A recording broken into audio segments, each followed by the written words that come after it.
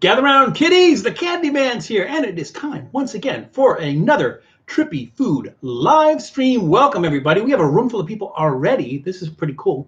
Sometimes it starts a little bit slow, but we already got a room full of people. I would like everybody in the room to welcome LB Keys, who's my friend from Massachusetts. So if you've watched any of those Notice videos, I think some of you have seen those, the Notice videos of the band that I was in, that's Larry playing keys. So welcome LB Keys to the room.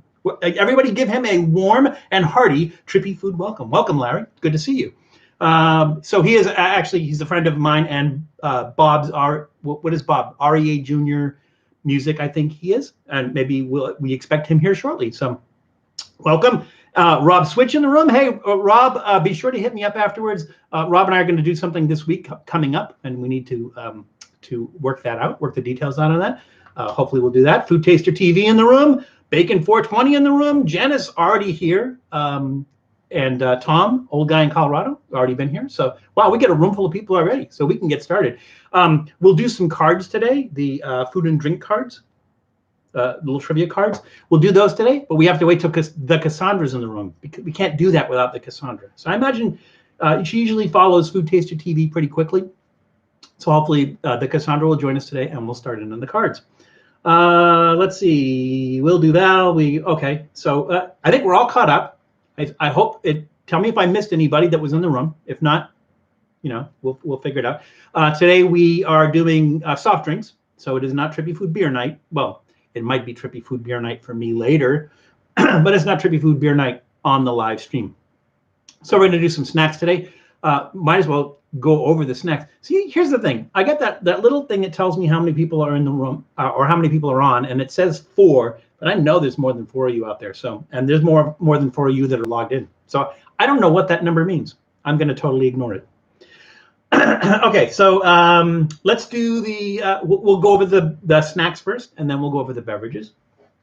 So we have from Trader Joe's, mango jalapeno apple fruit snack. I have no, you can't see through this, so I can't tell what's in here. It's a really weird combination. It's apple fruit snacks that are mango and jalapeno flavored with other natural flavors. So that's like natural flavors. It's a really weird thing. I don't know. I mean, I have no idea what to expect from this. So it looked interesting. Picked it up, obviously at Trader Joe's. So I'll try to let you guys know where you can get if you guys want to try it at home. I know, like people like Tom, there's a lot of these stores are not close to him, maybe like 200 miles away. But on that road trip, pick these up and stock up. The site hasn't pinged a new update that your view count during that time. Yeah, but it's, well, okay, it says 8 now, so maybe that's what it is. I don't know. Weird. Are they dehydrated, fried, or baked? They're fruit snacks. I'm guessing they're dried. Let's see. I like this. May contain traces of coconut. I guess that's an extra added bonus. Apple puree concentrate, apple juice concentrate, mango juice concentrate, natural flavors, lemon juice concentrate. There's a lot of concentrate. I've lost my concentration. Citrus pectin, jalapeno pepper powder. That's odd. And apple fiber. It doesn't say how they're made. Product of Canada. So distributed and sold exclusively by Trader Joe's, Monrovia, California. Yeah, that's it. So I don't know what they are. I mean, we'll try them. They're snacks. Snacks. I appreciate that you read me as a hillbilly. Do I read you as a hillbilly? How is that? Where is that? Ah, Bob is in the room. Hey, Bob, just for your edification or for your knowledge, LB Keys is in the room. LB Keys is Larry. So Larry, say hi to Bob. Bob, say hi to Larry. Joe was a trader. Joe was a trader. I'm not sure what to... Trader Joe. Not Traitor Joe. Trader Joe. So. Okay, so we also have, and I think Bacon 420, correct me if I'm wrong, I think you were the one that was... kind of excited about this? Yeah, I think you mentioned this anyways. The company is called Rick's Picks, and these are snacking pickles. I mean, they don't feel like big pickles or anything. They feel like slices of pickles. And these are spicy Sriracha pickle spears. again, I was mentioning this to someone else that for some strange reason I always pick up spicy stuff. I don't know why, because I'm always looking for unusual, and then unusual just happens to be spicy. So there's always something spicy always ends up in our repertoire here. I don't know why that is, but it is. So then we have this. The company is called Jayone. I believe they're from Indonesia, and these are roasted rice snacks. So I don't see any other flavors in there. It's just roasted rice. But it doesn't look like, I mean, they almost look like little pancakes. I don't know what the deal is with that. Snacking pickles seem interesting. They do, food taster. They do seem interesting. So let's see. Roasted rice snacks. Ingredients: rice, canola oil, sugar. That's a long word.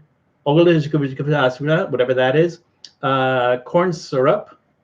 And that's it. So it's sweetened rice. Roasted rice snacks. Maybe they do like rice cakes. I don't know. We'll see.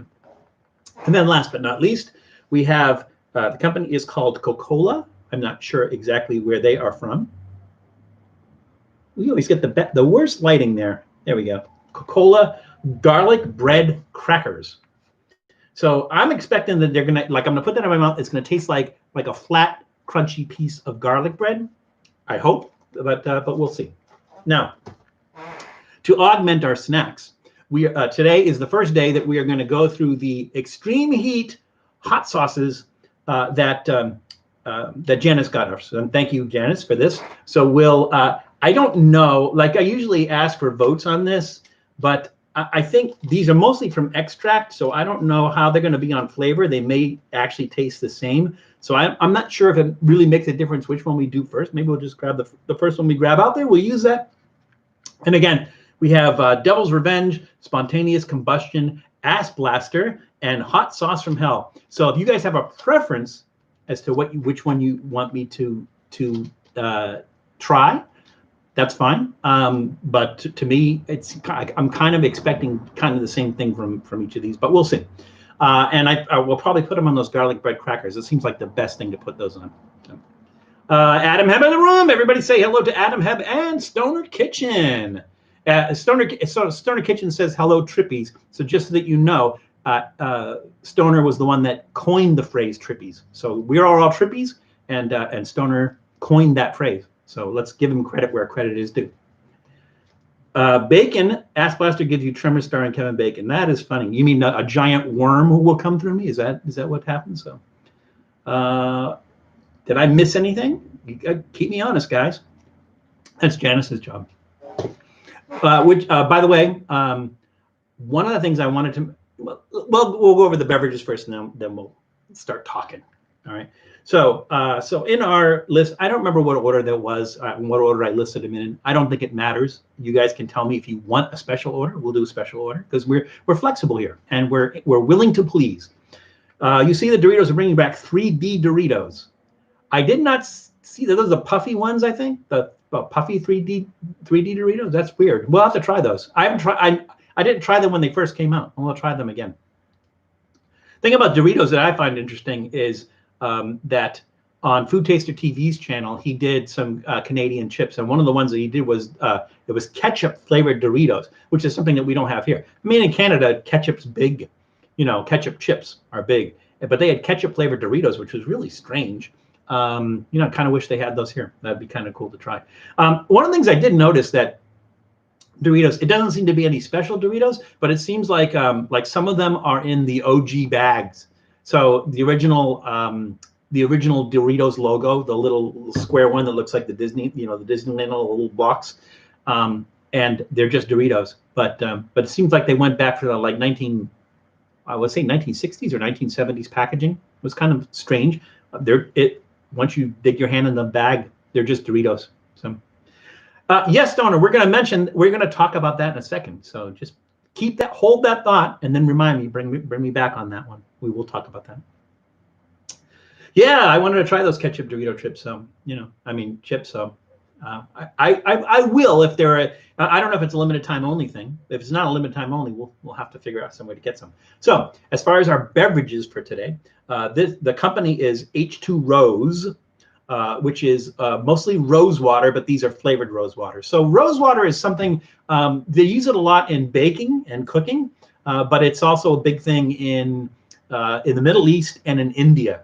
So like you can get lassi. If you've ever had lassi, which is a yogurt drink in India restaurant and everything, you can get rose flavored one, or you can get mango flavored one, different flavored ones, or the salted one, which is kind of nasty. But H2 Rose is the company, and this one is mango flavored. And I like the way it says mango and mangay, I guess, which is like another way of saying mango down there. And so it is a rose water beverage with saffron and mango flavor. So that looks interesting. We'll try that. Next on our hit parade, let's see. What comes in one of your? Oh, okay. Next on our hit parade, we have Calpico, and I think we did Calpico on another beverage episode. Calpico is from, I want to say it's Japan. I could be wrong. Yes, it is from Japan. Now, the thing is it's only called Calpico in the United States. Everywhere else, it's called Calpis.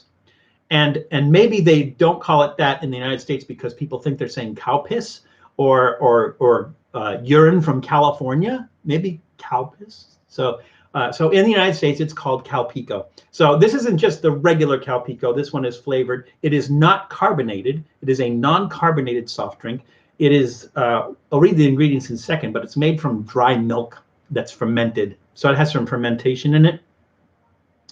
And this is white peach flavor. So it is not your standard average flavor, but it is a flavored one, and it is white peach flavor. So this contains, let's see, nope, wrong panel. This contains water, sugar, non-fat dry milk, which I think they all are based on non-fat dry milk. Treated with a lactic acid culture. Natural, I have a lactic acid culture. Natural and artificial flavors, peach juice concentrate. There's that concentrate again. Lactic acid and soy fiber, citric acid, sodium citrate, stored in a cool place. Okay, it's cold. It was in the refrigerator. That's a cool place. That reminds me of a joke. So there's a college out here called Citrus College. And I always tell people, I went to Citrus College, but I got kicked out. I couldn't concentrate.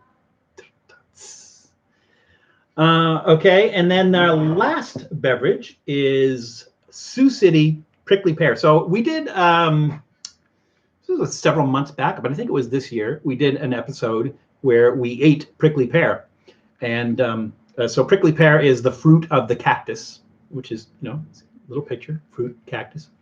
And Sioux City Beverage, they're owned by, I think, White Rock. White Rock is the parent company. They bought Sioux City, and so the Sioux City beverages are from White Rock, which is located where? It is located in Whitestone, New York. And we're going to try this prickly pear flavored soda. This is soda, so has sugar, carbonation, etc. Starfly. Starfly is in the, oh, sorry about that, Starfly. Yeah, you have our support, and you have our best wishes that you feel better soon. So Starfly, if we can help, let us know. So it was Stoner, I believe, that, yes, Stoner, that mentioned that we hit 4K. So we did today, this very day, we hit 4K, 4,000 subscribers. So we're going to celebrate. I don't know how. I'm not sure, because it's not Trippy Food Beer Night, so we're not going to have alcoholic beverage. But we are going to find some way to celebrate 4,000 subscribers, which, in YouTube terms, it's not, great. I'm no Dame Drops or LAB Steven. We're at 4,000. It's nice. It's a nice number. But the reason that it's nice is because I get these lines on my face. Do you see that? It's from the blinds, I think. But the reason that it's nice is because it's you. It's you guys. You're over there. I'm pointing over here because that's where the chat is. But you guys, that 4,000 is you guys, and you guys helped me get there. And I appreciate all the support that I've gotten from you guys, and I've loved the interactions with it. And if I can pass that on, I will. So I know that I've done episodes with Janice. I've done a episode with Tom, old guy from Colorado. We'll do more. I did an interview with Rob Switch, and Rob and I are going to be doing something this week for Trippy Food. I'd like to do some stuff for others. So any of you guys that have channels out there, get in touch with me and let's figure some stuff out. And I'm going to share the 4,000 love with you guys, and we'll do some episodes. We'll do some collaborations and everything. It'll be fun, I think. But thank you all for getting us to 4,000. So little milestone, but a milestone nonetheless. So thank you all. Did you say ute? What is a ute? All right. Again, we have our shot glasses. I don't remember if we've used these before. I'm pretty sure we have used our Key West glass, Pirate for Hire Key West. I think we used that before. And then we have this one from, I don't think we use this one, but this is from Medellin, Colombia. And no, I didn't. And this one is from Disneyland. So I know we didn't use this one before. So there's a kind of etched glass. Here we go. It's hard to focus on this thing. Still waiting for the Cassandra to start the cards. Maybe we'll start without her, but she can join in when we get. Why? Oh, I see. So there is up in the window across the way, the sun is reflecting off it, coming down through the blinds, and because the blinds are half closed, they are causing. Let me see if I can fix that. Hang on. Let me know if the lighting's earthquake. No, just kidding. That was my leg. Let me know if the lighting, if it gets darker or something, because it starts to get dark early. It'll start to get a little darker around 3 o'clock. So if it does, let me know, and we'll open the blinds or turn on lights or something along those lines. So let's start with a card, and again, the Cassandra can join in. Now, did you go to Medellin? Yes, I did. I went to Medellin. How long ago was that? Claudia, Mrs. Trippy Food, her aunt lived in Medellin, and on one of our trips to Bogota, Colombia, we made a side trip and we visited them. So I think I've only been there once, might be twice, but I think maybe only once. I went to Medellin. Beautiful city, very, very green, kind of humid, and not as dangerous a place as it was back in the 80s. So yeah, Medellin, very beautiful city. Just in time for there's the Cassandra. I was going to start, and you're here now, so now we can start with the first card. So we'll do the first card, and then we'll start with our snacks. I think what I'll do is I'm going to do the garlic bread one last, the garlic bread snack last, only because if we're going to apply that hot sauce on it, that's from extract. There's extract in there. It's going to be hotter than bloody hell. And let's see, what did they say? 1 million Scoville units. So I'm going to do that one last, only because, if this kills everything afterwards, at least we know what everything else tastes like. So, we make a sandwich out of all of them. We will do that. And as a matter of fact, what I'll do is I'll do the sandwich first, and then we'll put the hot sauce on one of the crackers. So that way, like I said, I have a feeling that hot sauce is going to kill everything. So I won't. We have 3 beverages. We have 4 snacks. So we'll do snack, beverage, snack, beverage, snack, beverage, snack, beverage. We'll do it that way. So I think that'll be good. Mango, jalapeno, apple, sriracha, pickle, garlic bread sandwich. Yeah, crazy. Oh, you forgot the roasted rice. You forgot the roasted rice. Sorry if I missed anyone. Hello, I'm filming again today, but still listening. Oh, okay, Tom. Well, it's always good to have you, and it's an audio thing, anyways. I guess you can see the food while I'm eating it and everything, but you can hear it, and I give a description of it. Ooh, that's weird. I have this little kind of sticky thing back here, like behind this lamp, but it almost looks like things are crawling out of that lamp. It's kind of weird. Just saw that. That's just me. All right. So in honor of the Cassandra being in the room, we will start with our cards. Now, again, for anyone who's not familiar with how these cards work, these are food and drink trivia cards. That says Ultimate Foodie Quiz. Some of them are not Ultimate Foodie. Some of them are just so simple that I don't even read them. But the rules are, there are no rules. So basically, I'm going to ask the question and then just throw it out if you have a guess. And if you want to look it up, look it up. You know, the idea is that we all learn something, right? I mean, like I learned something as I read these cards, and if we all learn something, even if we have to look it up, we're still learning something. So it's kind of a cool thing. The Cassandra loves these, and I can't blame her. So there's a lot of fun. So we usually do like a card snack, card beverage, you know, something along those lines. So we'll do a card before we eat everything or before we try everything, and then at the end of it, we'll get the results. So here we go. I can see you fine from the kitchen on my TV. I'm on TV. I love being on TV. I thought I was just on the PC or the camera or your little phone, but that's cool. I had a question for you, Tom, about something that you cooked. I was going to ask you about. It was about the lemon honey chicken that you made, and I had a question. What was that question? It will come to me, and I'll ask that. But I did have a question about that. Okay, so first question of the day. What was the first fruit to be eaten on the moon? All right. So here's the question. The question is, what is the first fruit to be eaten on the moon? And this is not multiple choice, so you guys will have to look it up, take a guess, you know, however you want to do it. And then after we have our first snack, we'll review.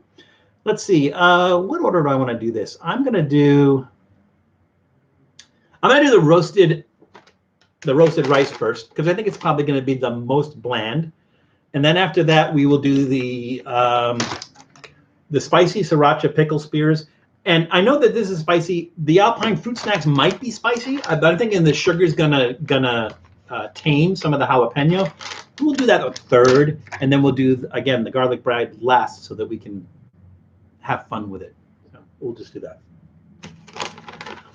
Beef pot pies now. Oh, damn. You know, and one of the things I wanted to mention, Tom, is I think maybe it was on Facebook I saw a picture of you in your Chef Whites, and I didn't realize, I mean, it should make perfect sense if you watch any of your videos, which, again, anybody in the room who has not seen his channel, go to Old Guy in Colorado. I think that's the name of your channel, Old Guy in Colorado, on Facebook.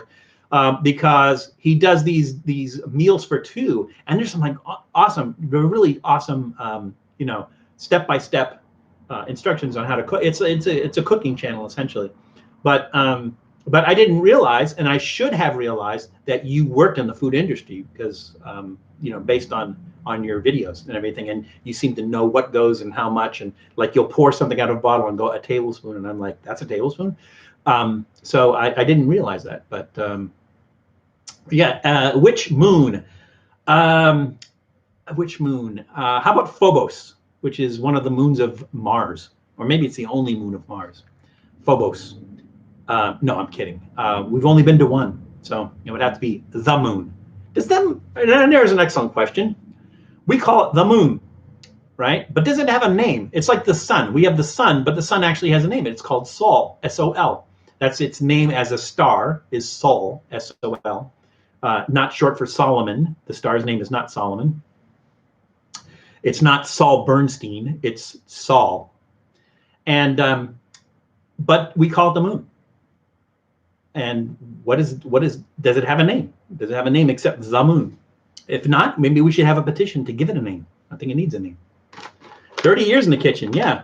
Not in your kitchen, in a kitchen, right? But yeah, Tom, I should have figured that out just by watching your cooking channel, watching your cooking videos and everything. I should have figured that out. But like I said, it was your Chef Whites that gave it away. All right, so we are going to try J1 roasted rice snack. Maybe we'll put the hot sauce on this. I don't know. Yeah, because I think if we put the hot sauce on the garlic bread, we have that garlic flavor and everything, and this is going to be like more of a blank palate. Not much of a smell. Maybe it smells like Rice Krispies without sugar, if that makes any sense at all. They look like little rice cakes.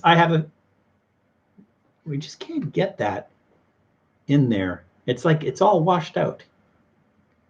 You get a little bit of it there. Back here, maybe? I don't know. I mean, it looks like a cloud, right?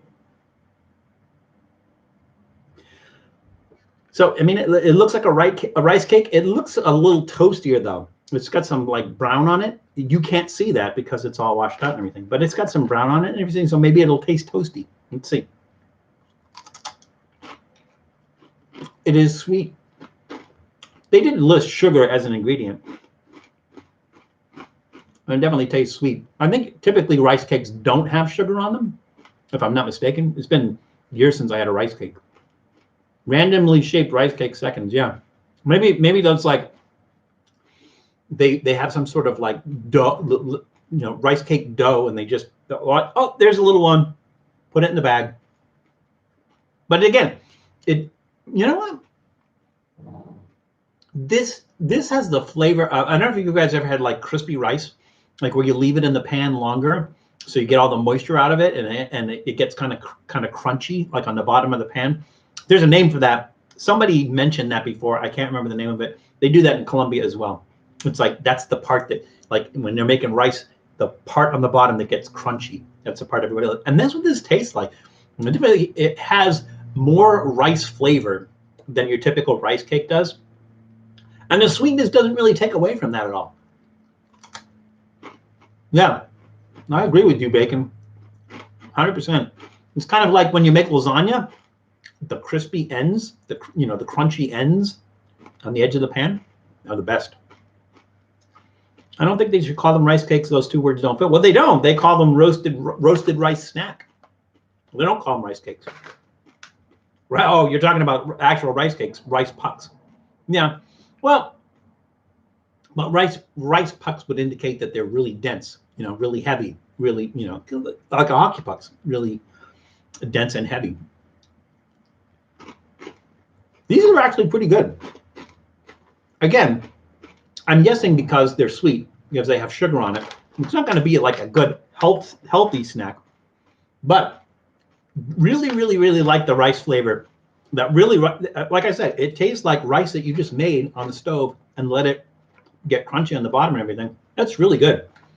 So these, where did I get these? I think I got these at Ralph's, which is a Kroger store. So if there's a Kroger store near you, they may have these. This is where I got these, which is really unusual because it's from Indonesia. So I would go to like, if you have like a bigger, they have like Ralph's Fresh Fare, which is like they have more offerings and everything. So they have more international foods. I would go, if your Kroger store has like a larger, a bigger store, go to the bigger one, and they'll probably have these. So yeah, thumbs up for me. Big thumbs up. Yeah, really good. I was thinking they were going to be bland and like rice cakes are. No, really not. It's a nice snack. Thumbs way up. Now I'll have to decide when we get to the garlic bread which one we're going to put the hot sauce on, because I don't know. I don't know. We'll have to decide. We'll decide when we get there. So let's go back and revisit our card. I don't know that I saw any. I saw somebody asking which moon, but I don't remember anybody answering the question. So the Cassandra. Oh, this Cassandra did. She said apple. Bacon said banana. Let's see. Bob says tang. Yeah, well, I guess that's a fruit. Orange, right? The drink of astronauts. Jenna said peach. And let's see. Oh, Bacon. If you go to the episode that we did with Tom, I think it was last Monday. We did a Trippy Food episode with Tom, and if you look in the notes, there's a link to his YouTube channel in there. So you'll find it off the episode that we did with him. The Elvis sandwich. I think that was Monday. Did we have anybody else? Any other guesses in there? Tadig in Farsi. That's right, Food Taster. I remember you told when I think Claudia was sitting here and we were talking about that, and you mentioned that, like, have you had Tadig? And yes, that's correct. I do remember that. El Marijuano 209 in the room. Everybody, please give them a welcome. The Cassandra said apples. Janice said peach. Again, I think these are repeated. I saw those. Okay, so the answer is, or the question is, what was the first fruit to be eaten on the moon? And the answer is A. Why did I say A? Oh, it's A for answer. I'm sorry. I thought it was like A, B, C, D. The answer is canned peach. So, Janice, you were correct when you said peach. I don't know if you looked it up. It doesn't matter. There's no prizes anyways.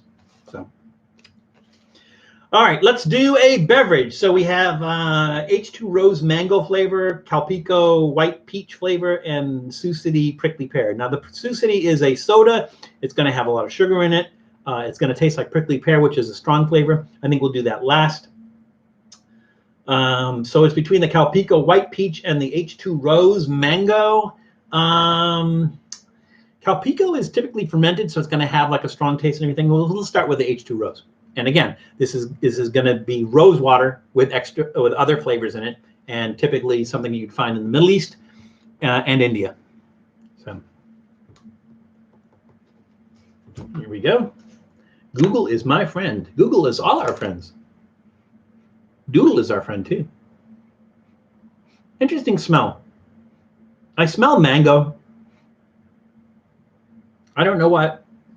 I would expect to smell roses, because if you guys don't, in case you guys don't know, this is made with rose water. Roses are edible. So the rose hips, which is basically the little green part that the petals come out of, that gets dried and used in teas. A lot of teas use rose hips. And then the rose petals themselves are edible. If you go back to, I think maybe it's 3 years ago, our Valentine's Day episode, we did edible flowers, and some of the edible flowers that we had were roses. So so check that out. Go back, check that out. And, edible flowers, roses. So, off topic on Pizza Hut, how much was a Beyond Meat pizza? It's funny because you can't buy it by the slice. And I think they had 2 sizes. We got the smaller one, the regular size, and I want to say it was close to $15. I don't like I said, I don't eat at Pizza Hut on a regular basis and everything, but this was an unusual thing that we decided to try. So I don't know what the regular prices are, and I don't know how much more that is from a regular pizza. You could judge the size by the video that we did, but I think it was maybe about $15. I think. I'm not sure. That's a bit much for a pizza, and especially from Pizza Hut. But again, it had Beyond Meat on it, so that you always get an upcharge on Beyond Meat. Anyways, so let's try this H2 Rose. I'm gonna do this in the clear glass because it has a opaque wrapper on it, so you can't tell what it looks like. So we'll put it in the glass. The other ones, you can see what those look like. So we'll use our Disneyland glass. Ooh, it's kind of milky. It's not clear at all. You see that? It's kind of milky. It looks like lemonade. Yeah, Bacon. Rose drinks. If you find a Middle Eastern grocery, you'll be able to find rose drinks there, or rose water. A lot of times they use them for cooking, but you can, they have rose drinks as well. So, but that's where you'll find a Middle Eastern or Indian groceries.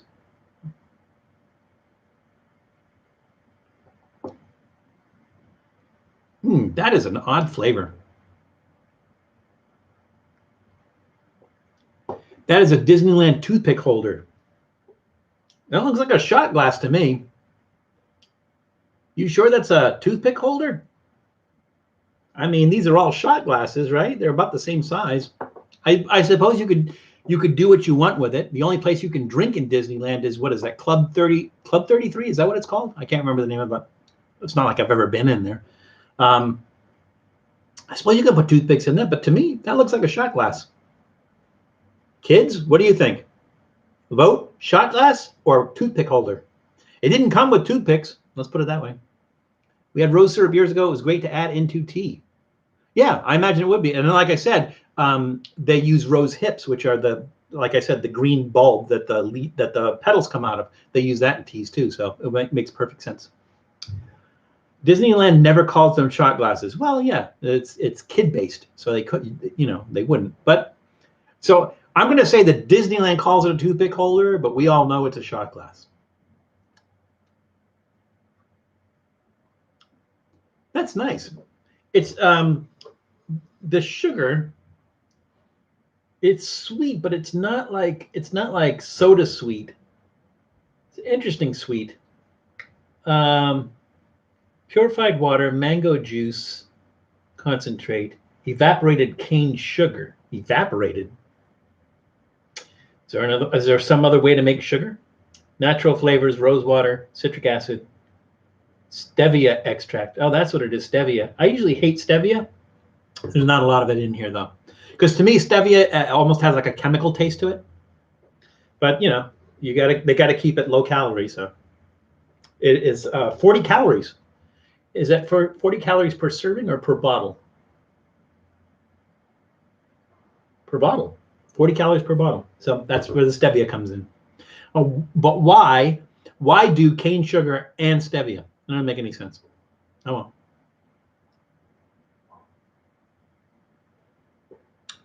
That's pretty good. It's refreshing. It's not overly sweet. It is fruity. The rose, I think it's the rose, almost has like a cooling, almost like a minty kind of effect. So yeah, it's nice. I'm gonna give it a thumbs up. Maybe not a thumbs way up, because it's kind of like, you know, I was expecting like this really powerful, strong taste. I mean, it's not there, but it has a really pleasant taste. So yeah, thumbs up on that. H2Os. Did we do a card? We did not do a card before we drank our beverage. So we're going to do another snack, and we will do a card before we do that. So. Not too rosy. No, it has some rose to it, but not too rosy. I mean, that's their gig, right? Their gig is rose water. So adding the extra flavors in it, I guess they're just supposed to augment that. You're supposed to be able to taste that rose through that. It's not too really rose strong. And again, unless you've eaten rose petals, it's really hard to describe that taste. You know. So, but it's not as strong. The mango comes in, the sugar comes in, and everything. So not crazy. Hey, Craze TV! Welcome, Craze TV. Everybody, please give Craze TV a warm and hearty Trippy food welcome. Okay.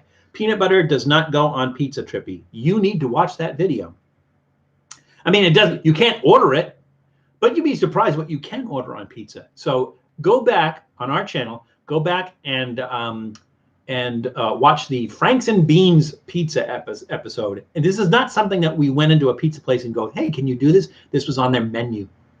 Franks and Beans pizza. So yeah, you can do a lot of things with pizza that Italians will roll over in their grave over.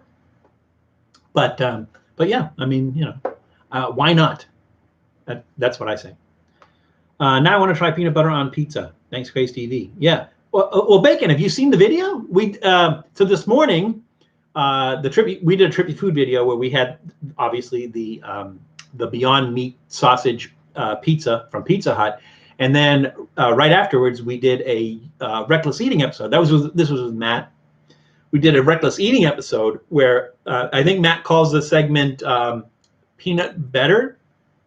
So the idea is to see if putting peanut butter on stuff makes it taste better. And we put peanut butter on that pizza. So go over to Reckless Eating and watch that episode, and you'll get an idea of what peanut butter on that particular pizza tastes like. So. I made Asian. What is an Asian pizza, or specifically, what makes a pizza Asian? I mean, is it a whole different thing, or is it just a pizza with Asian ingredients on it? You know, like is it a different kind of dough, different kind of sauce? Probably doesn't have cheese on it because a lot of the Asian countries really don't have a cheese. It maybe like a soy cheese, like a tofu or something in to replace the cheese, because there's none. I don't think I've ever been in a Chinese restaurant where they had any kind of cheese on the menu. They just don't. That's really kind of weird. Which is different from Mongolia. In Mongolia, they eat a lot of cheese, but they eat a lot of cheese because there's not a lot of other stuff to eat.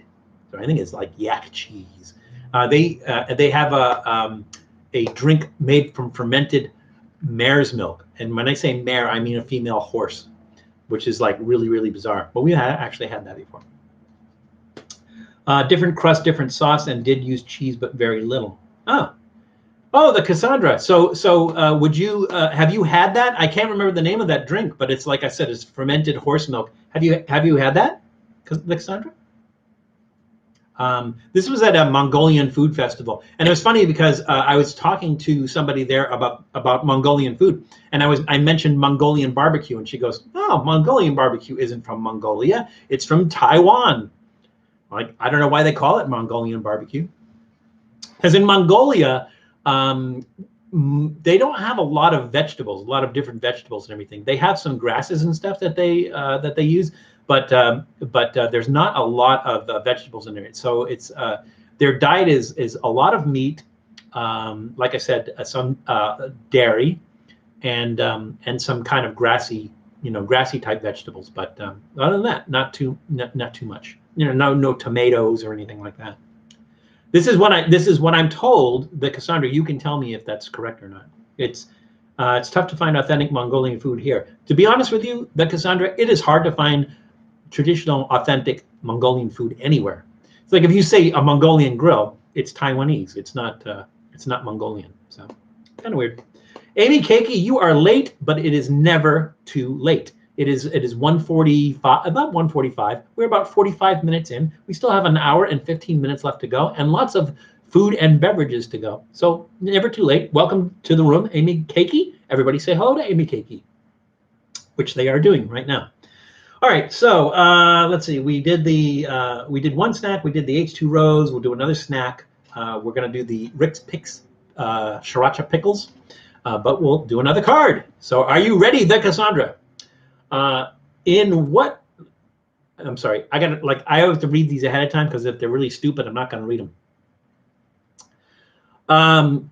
In what way does a cottage pie differ from a shepherd's pie? The question once again, in what way does a cottage pie differ from a shepherd's pie? And the answer is not cottage cheese. In what way does a cottage pie differ from a shepherd's pie? So we'll let that simmer for a little bit, and we'll start on our next snack. So we have Rick's Picks Snacking Pickles, Spicy Sriracha Pickle Spears. And there's some different flavors and everything. This one just looked the most interesting of those flavors. Again, I got this at Cost Plus World Market. I think there's probably one near you somewhere, although, Tom, yours is about 200 miles away.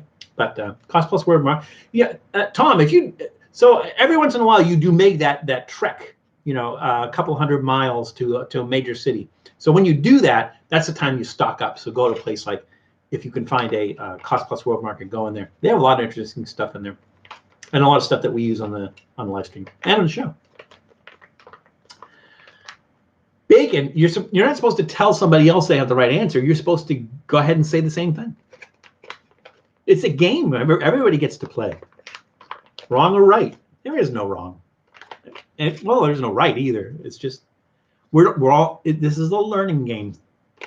All right, here we go. Rick's Pickles. Where is Rick's Pickles from? Rick's Pickles is from product of Greece. Wow, who knew? There's nothing Greek about this. It's all Greek to me. All right, here we go.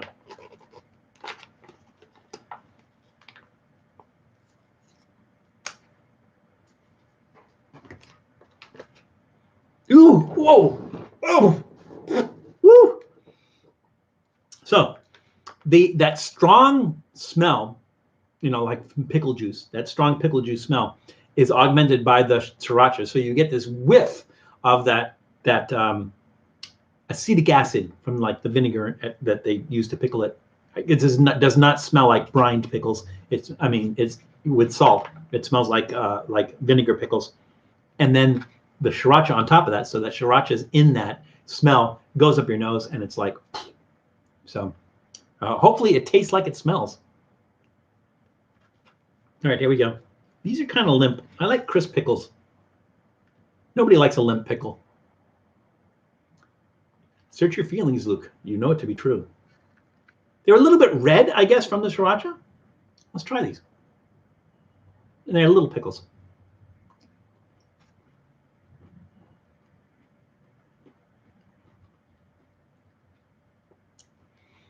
They have that jarred pickle texture to it.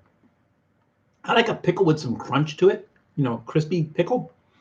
This is not crispy at all. This is kind of like like I said, a limp jarred pickle. The Sriracha is kind of muted.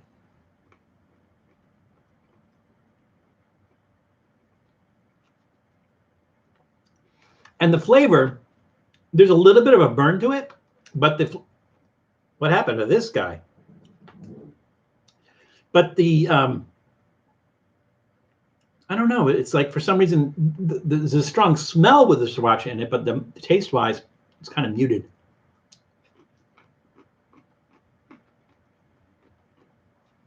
No bacon. This pickle was not salted. It was a vinegared. I don't know. So here's the thing, Rick.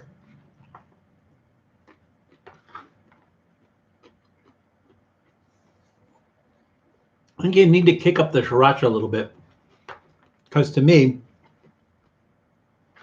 it's like a weirdly sweet, limp pickle. There's no crispness to it. It's obviously a vinegar pickle. I don't know. I'm gonna kind of give this one a thumbs down. You know, I think maybe if you take a jar of nice pickles like Bubby's pickles, Boobies. Larry, help me out here. Boobies pickles, which are salt brined, and they have that crispness. Deli pickles, really good. Take those, and then maybe put like maybe a quarter of a bottle of Sriracha in there and let that sit for a while, and then try that. That'd probably be really good. But these, they don't hit the mark. Again, not a nice texture, not enough Sriracha to make a big difference. You know, vinegar brined, and so you're just tasting vinegar. So yeah, it's gonna get a thumbs down from me. But you know, for a quick snack, maybe have it on hand. Maybe we should try the other one. So there was like garlic one or something like that. But this one, this is just not gonna. Oh, I got brine all over me. I was hoping for pickle greatness too, and it did not show up. The Cassandra, the hot sauce we are going to do today is we're going to do one of these hot sauces that were given to us by Janice. She kindly donated hot sauces for our show, and there are 4 of them: Devil's Revenge, Spontaneous Combustion, Ass Blaster, and Hot Sauce from Hell. They all have 1 million Scoville unit extract in them, and again.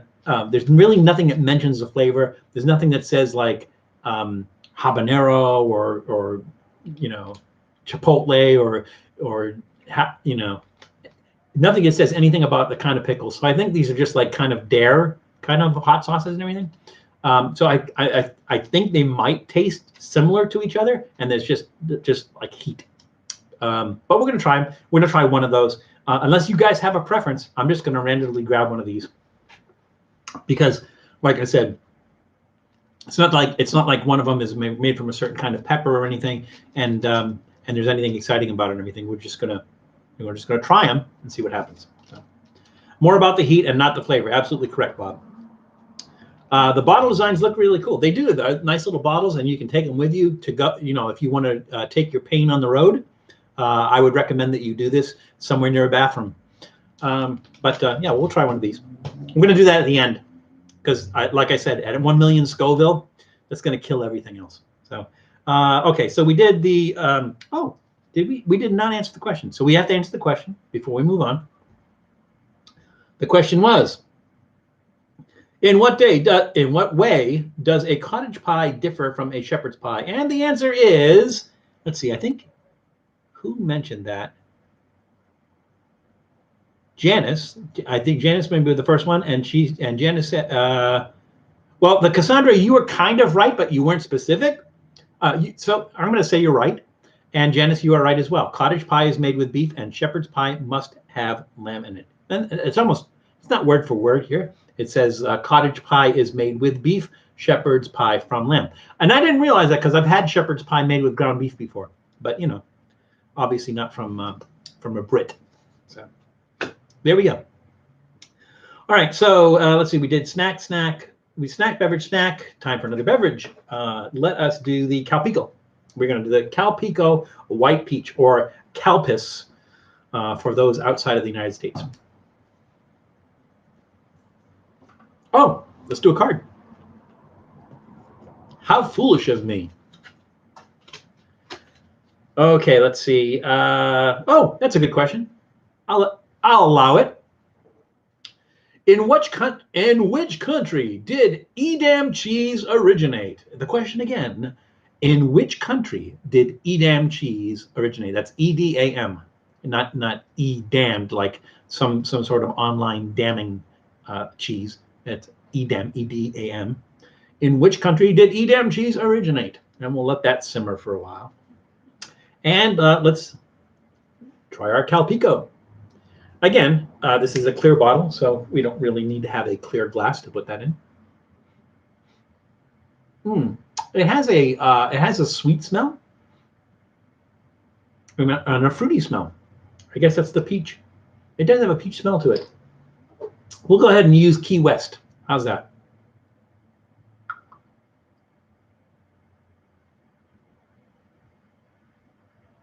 Here we go. This looks like, I don't know what this looks like. Now, I've had Calpico before. So one of the things, I did this before. There is a ramen place called Orashan Ramen here in LA.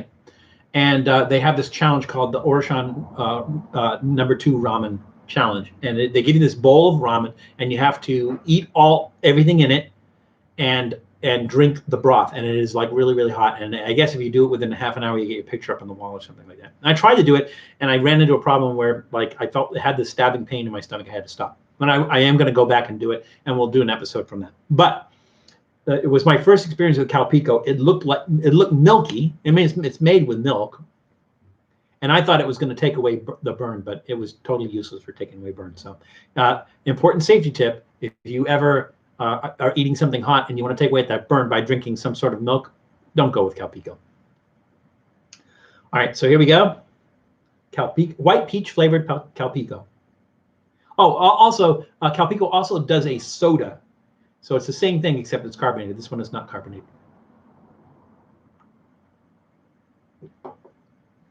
Ooh, that is really peachy keen.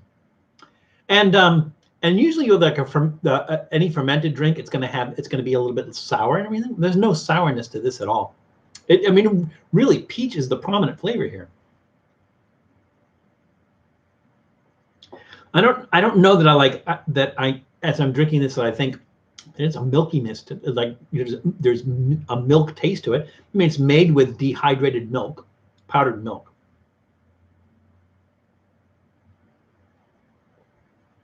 It's not bad. It's not bad at all. I like that. It's funny because as you drink it, that the peach kind of goes away a little bit, but that first mouthful, the peach is like really, really strong. Really nice peach flavor. Howdy, Brian Smith. Brian Smith in the room, everybody. Please welcome Brian Smith.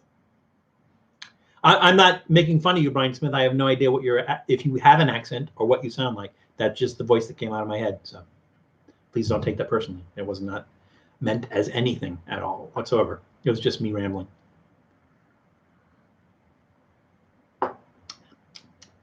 Yeah, that's nice. It's light. It like I said, there's no sourness from the fermentation on it. The peach is really prominent, and it really tastes like peach. It's really nice. Big thumbs up on this Calpico. And if you're going to try this, I would go with if you've never tried Calpico before, just try the regular Calpico and then work your way into this and everything. This is going to be, I think this is less hardcore than the original Calpico and everything, but it's a nice drink. So, and if you're trying to stay healthy though, these all have sugar in them, so don't bother. But they're nice drinks. So let's go back to our question: in which country did Edam cheese originate? So I saw a bunch of them. Let's see, the Netherlands. My fiance said it is Dutch cheese, so the Netherlands. So that's three, and three people say the Netherlands. I'm sorry, it is not the Netherlands. It is Holland. It's a joke, because Holland is the Netherlands. There's a lot. I mean, for some reason, like a lot of those countries have different names. The Netherlands is Holland, which is, well, Dutch is the language they speak there. It's not in the name. Is it white? Is white an accent? It depends on where you're from. So, for instance, if you're from Boston, if you're from the Boston area, then there's an accent, and you could call that a white accent. Or like, okay, like if you're from Southern California, then like if you're white and from Southern California, you might have like an accent. So yeah, I mean, I don't think there's a generic white accent. I think it's going to be based on place, not based on would you say race? As far as white goes, yeah, I think it's the same with everything. You know, if you're black and you come from England, you're going to have an English accent, you know, and not a black accent. I don't know. There's a black accent. Holland is a province. A province of what? Like how British Columbia is a province in Canada. That is true, but Holland is a province of the Netherlands, and the Netherlands has other provinces as well. Is that correct? I'm not sure how that works, Brian. They didn't teach us that in geography class. I spent 2 weeks in Amsterdam. Wham bam, Amsterdam, while stationed in Germany. Yeah, Amsterdam. I would like to visit Amsterdam. There's a lot of, I mean, not for its red light district, which is famous, not for its weed on the street, which it is also famous for. It just seems like a really kind of cool, interesting city. But I'd love to visit Amsterdam at some point in time. The accent 101 with Bell. Pretty much. I've lived in a bunch of different places. I've lived in the Boston area. I was born in Pennsylvania, and I moved to Massachusetts or Boston area when I was 6. So I never picked up the accent, but I could do it because I heard it every day. And then I moved to Texas. I lived in Texas for 12 years, picked up the Texas accent. I can do it, but I never had the Texas accent. And then Southern California, like obviously there's like the Southern California accent. What are you doing here? I don't think when I lived in Oregon, when I lived in Portland, I don't remember there being like a Portland accent, But yeah, and I used to travel all over the country. Been to every one of the 50 states. Been to I think 3 provinces, 3 or 4 provinces. Let's see, BC. Been to BC. Been to Ottawa. Been to Quebec, and been to New Brunswick. So 4 provinces. Been to 4 provinces. They all have different accents, but yeah. So there we go. Accents 101. Can do them. I think I have a generic American accent, or what they call like a newscaster accent, weatherman accent. That's what I think I have. So there we go. We have no accent here in Boston. No, everybody else does, right, Larry? Everyone puts too much emphasis on the letter A. We sons find that to be necessary. Yeah, the letter A. Or if it ends with an A, you add an R. Like you have pizza and beer with Linda and Harvey. So that's always fun. Okay, well, we did snack, beverage, time for another snack. And another card. Oh, did I? I did answer that, right? Okay, time for another card. Always a card before we eat or drink. Sure, I'll let this go. This one's an easy one, but I'll let it go. We'll do that. I can't stat my cat. Or I was like, what is it? What is a joke? I will teach you how to talk like Ted Kennedy. Park the car in the water. How many items are in a baker's dozen? Again, the question is, how many items in a baker dozen? It's an easy one. Just throw it out there when you know it. All right, time for another snack. So we are going to do the Trader Joe's Apple Fruit Snacks mango and jalapeno flavor, flavored with other natural flavors. I like natural flavors. Much better than the unnatural flavors. All right, here we go. Let's see what the deal is with these. Ooh, that's a weird smell. It doesn't smell like apple, mango, or jalapeno. It smells like, what does that smell? I don't know. That's weird. They're like little gummies. We can see that. They are shaped like what? They're just chunks of stuff. They're not shaped like anything. They are just chunks. So I don't know. They look like they're going to taste like apple. But again, there's mango and jalapeno in there. So let's see. We'll try one to start with, and we might have to have a couple of other ones to really get that flavor.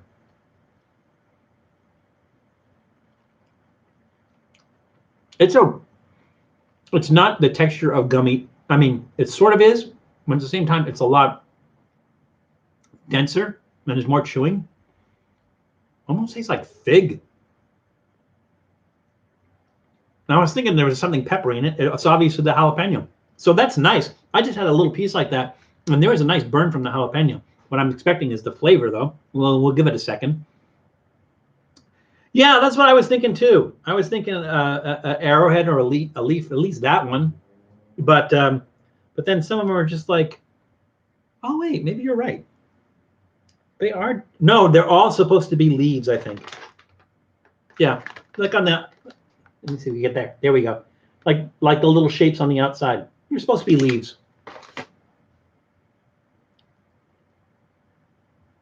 This reminds me of something. Almost like root beerish. I do like that jalapeno in there, though. I'm not getting so much of the jalapeno flavor. A lot of the mango flavor and the apple flavor. I'm getting the burn from the jalapeno, but not the jalapeno flavor itself. These are pretty good, though. And they're really weird. Like I said, texturally, they're like a drier gummy.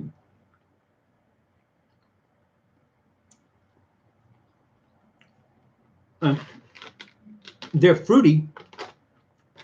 They're sweet. They're sweet, but it's like a fruity sweet. Let's see. Did they put sugar in here? They don't put sugar in here. Apple concentrate, apple juice concentrate, mango juice concentrate, natural flavors, lemon juice concentrate, citric pectin.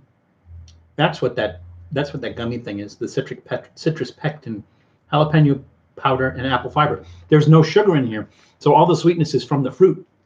They're really nice. A combination. I'm trying to remember if they had these apple fruit snacks with other flavors besides mango jalapeno, but the mango jalapeno is really, really good. I recommend that. Thumbs up. Thumbs way up on that one. I was thinking, I'm actually eating that one last because that one's probably the hottest. It's hotter than those Rick's Pickles were. But yeah, thumbs way up on that. And again, get these at Trader Joe's. I don't know if it's a limited time only thing, so get them now. Maybe they're supposed to be shaped like little jalapenos. Well, maybe. So based on this picture, would you think that those are like jalapeno bushes, if jalapeno plants, and maybe these are supposed to be mangoes on a mango tree? Maybe that's what it is. I don't know. Things to ponder, things to wonder, things to wonder about. Maybe it should, yeah. So you might be right, there, Cassandra. They may be shaped like little jalapenos.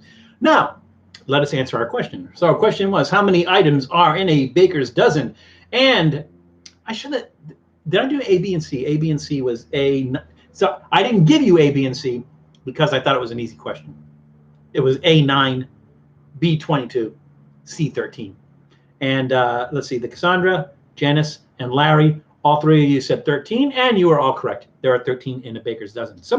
Brian Smith said 13 because the baker makes an extra one for himself. So that is some extra information because I knew what a baker's dozen was, but I didn't know why they called it a baker's dozen. And they call it a baker's dozen because that baker goes, I don't feel like eating this one today. I'm just going to stick it in there. So, yeah, interesting. I got one of those things stuck in my teeth.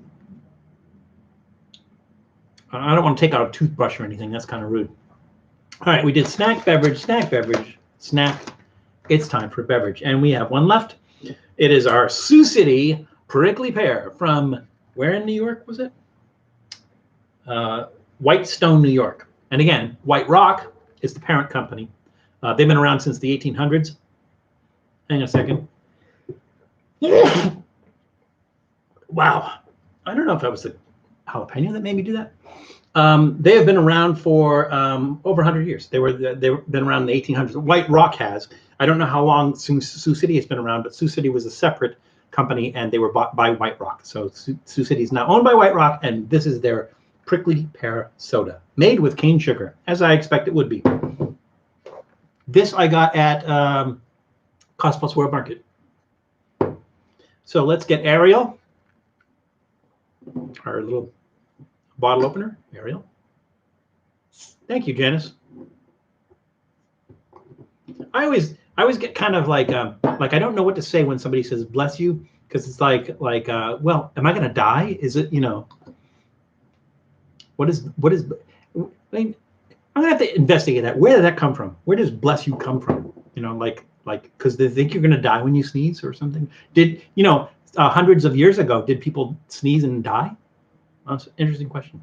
That's the coolest bottle opener ever. Yeah, this was an anniversary gift, so I think it was like iron was the year, and so like a little iron bottle opener. So I call her Ariel. I suppose I could call her Starbucks. Gesundheit. Oh, I get it. Okay, that's a nice way of saying that. So sometimes, like if somebody sneezes 3 times in a row, I'll start with like Gesundheit, and then I'll go salud, which is the Colombian, might be a Spanish, other Spanish-speaking country, which means health, and then bless you. So I change it up every once in a while. My mom says Gesundheit when people sneeze. Yeah, no, it's G-A-D, Gesund.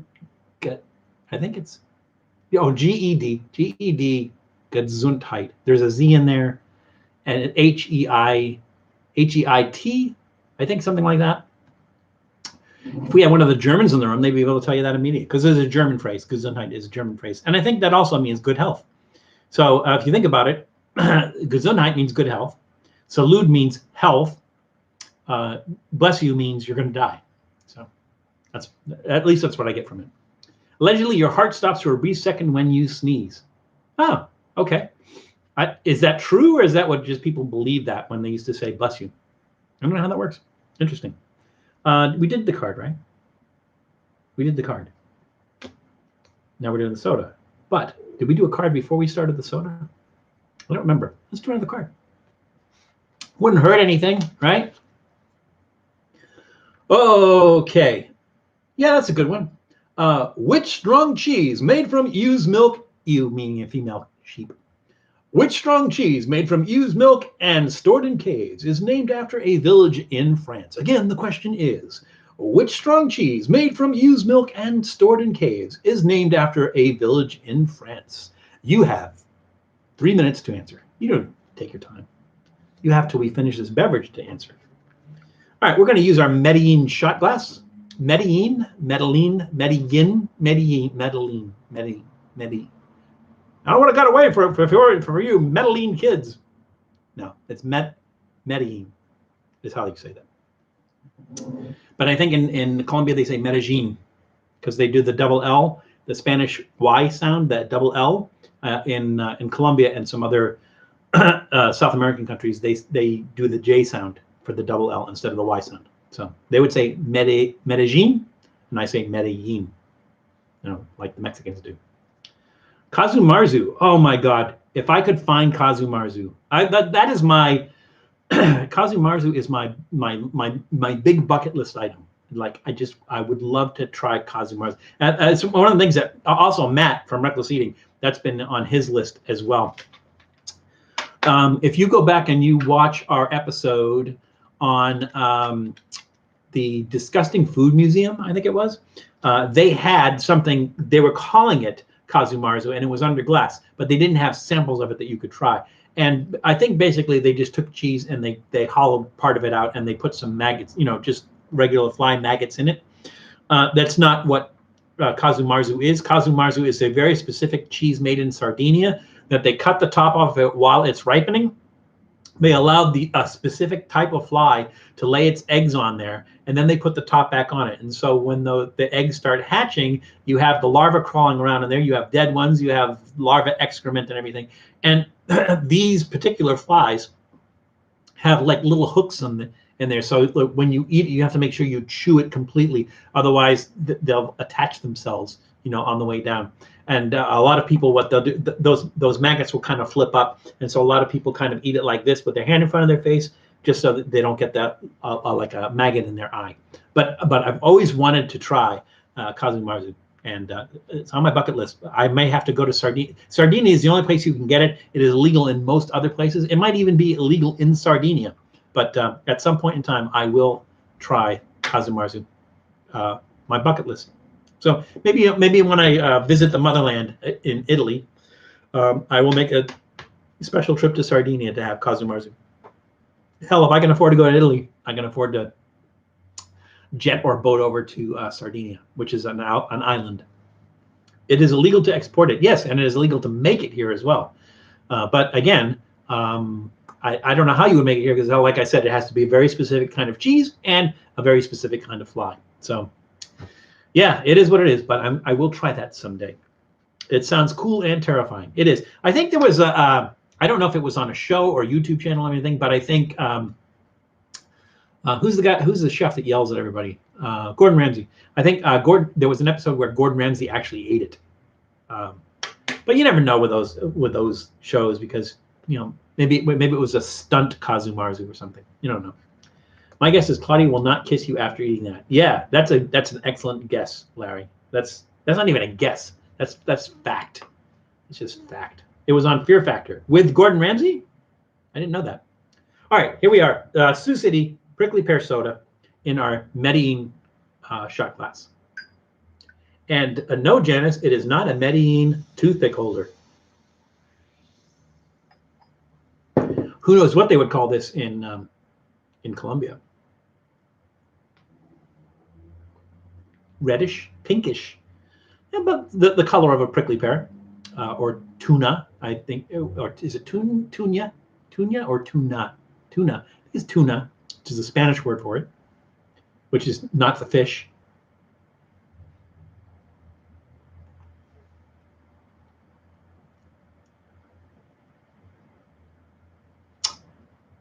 It's kind of Jolly Rancher doesn't make a prickly pear flavor, but it kind of has that Jolly Rancher kind of flavor to it, not in a good way. It's a little bit cough syrupy. And again, we when was that? Maybe 5 or 6 months ago, maybe from the beginning of the year, we did an episode on prickly pear cactus, the prickly pears, the fruit of the cactus, where we actually ate them. So I know what prickly pear tastes like.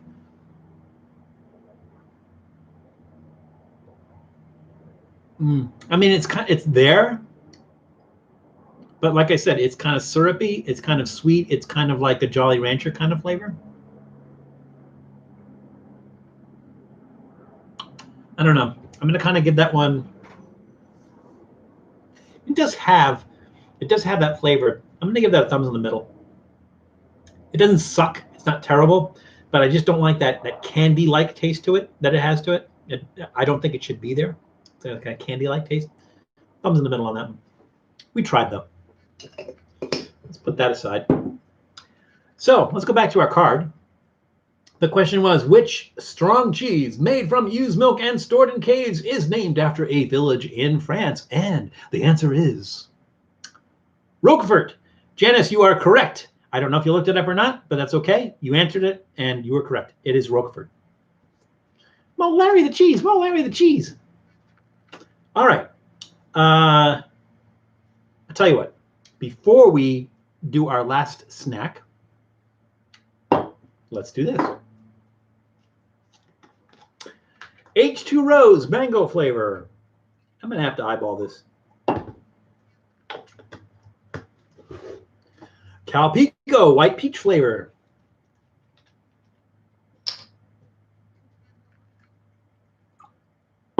That looks about right.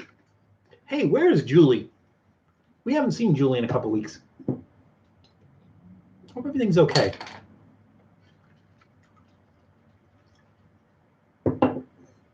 That's a nice color. It looks like red red grapefruit juice. A weird color. Now let's try this.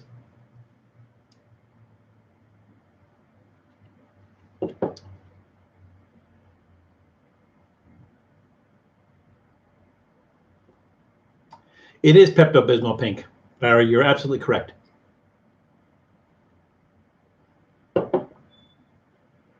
Everything gets lost in there. There's just so much going on that everything just gets lost. There's not one flavor that comes out strong in there. It's just a jumble. I wouldn't know what to call this. I'm gonna give it a thumbs down. It's just it's a weird. You get the like milk flavor from the Calpico, a little bit of white peach flavor, a little bit of that Jolly Rancher flavor, the rose flavor, the mango. I mean, we had to do it, you know, but it's kind of weird.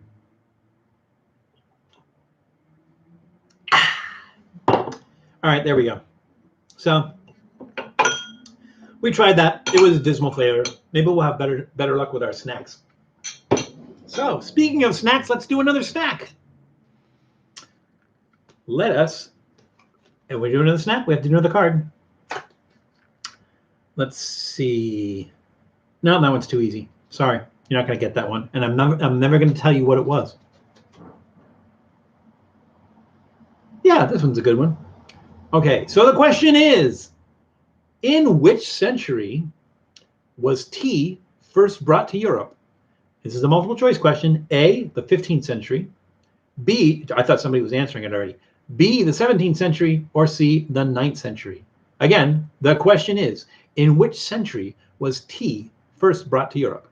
The 15th century, the 17th century, or the 9th century? And that's not in a row. So, or it is in a row. We'll let that one simmer for a while. Did you remember what you wanted to ask me, Val? Something about the honey butter. I do not. I will think about that afterwards, and I will try to remember what that is. If it will, I'll ask you offline if I remember what it was. I just can't remember what it was. I don't know. That's just me. All right, everyone's throwing it out there. That's cool. The Cassandra, Janice, Tom, everybody's throwing that out there. Cool. All right, time for a snack. We are going to do our last snack, which is the Kokola. I don't know if I'm saying that right or not. That's the brand name. Kokola garlic bread crackers, crunchy crackers, sugar sprinkle, and garlic bread flavor. Yeah, because doesn't everybody put sugar in their garlic bread? That's going to be weird. I didn't see that before. Cool, because it's in like that little writing right there. The dude is wandering around here somewhere. I think maybe he'll like scratch at the door if he wants to come in or something. So there's a lot going on out there today. Ingredients: wheat flour, palm oil, sugar, fructose syrup, tapioca, milk powder. Not like making tapioca, Larry, just so that you know that. Milk powder, garlic bread seasoning, salt, leavening agent, ammonium bicarbonate, sodium bicarbonate, cornstarch, instant yeast. Instant yeast, you just snap your fingers and it shows up. What is instant yeast? I've never heard of that. That's weird. And enzyme protease? I don't know what the enzyme protease is. Allergen information can contain wheat and milk. I didn't see milk on the, oh yeah, milk powder, that's right. May contain traces of egg and soybean. Storage room temperature, yada yada yada, blah blah blah. Well, I imagine it would be room temperature. I like the way this is kind of cool. So like if you're taking pictures, so you have your portrait, and on the other side you have your landscape. So you want to take a long picture, you can do this side. You want to take your tall picture, you can do this side. It's kind of cool. Never seen that before. Interesting packaging. You need a clapper to activate. Is it? Yeast on, yeast off. Yeast on, yeast off. That is odd, the Cassandra.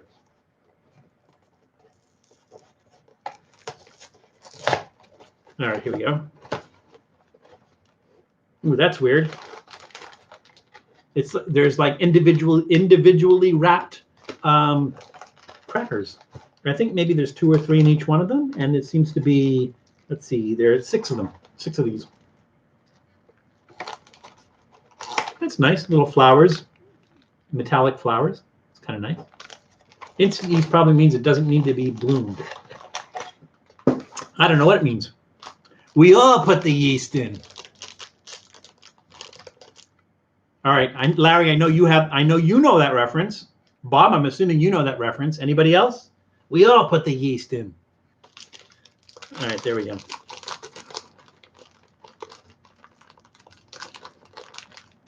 Hey.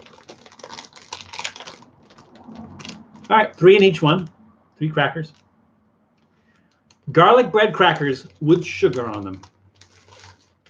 And may God have mercy on my soul.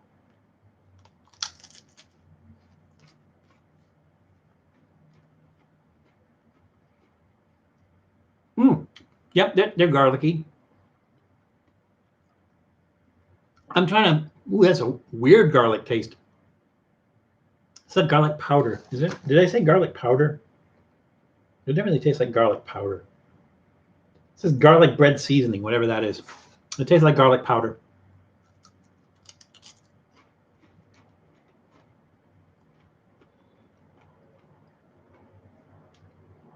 That sure is weird. So you get that garlic bread taste, you know, a garlic powder. You get the garlic bread taste. The cracker's nice because it's kind of toasty. It's like well done, not like a saltine. Right? There's some toastiness to it, which is nice. A little bit of salt, nice. And then you get that sugar. That sugar, you're like, what the? Did somebody spill sugar on my garlic bread cracker?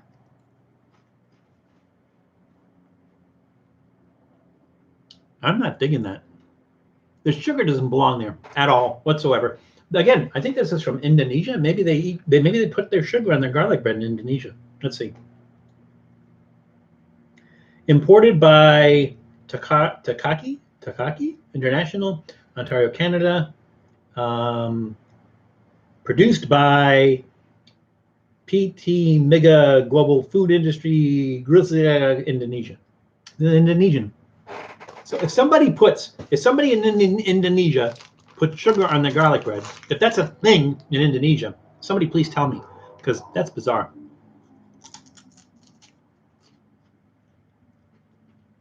No, Cassandra, it is sweet in a dessert kind of way. It's sugar. I mean, you just like taste sugar. It's like crystallized sugar on top of. It's like somebody ground down rock candy. Sugar rock candy, and put it on top of garlic bread, garlic toast. The garlic is light. It's nice. It's not like it's overpowering garlic and everything. It's really nice and kind of mellow. The flavor's there and everything. The sugar just ruins it. That's bizarre and crazy. Thumbs down on that one. Man, I wish they did not put sugar on that at all. Wondering if you put a hot pepper jelly, it would be good to round out the sweetness factor. Maybe. I don't know. I would put a hot pepper jelly on those crackers. If I had a hot pepper jelly, I would put it on like a brick of cream cheese, you know, or cheese itself. Or a hot pepper jelly is good on some meats, especially like beef. It was really nice on beef or lamb, hot pepper jelly.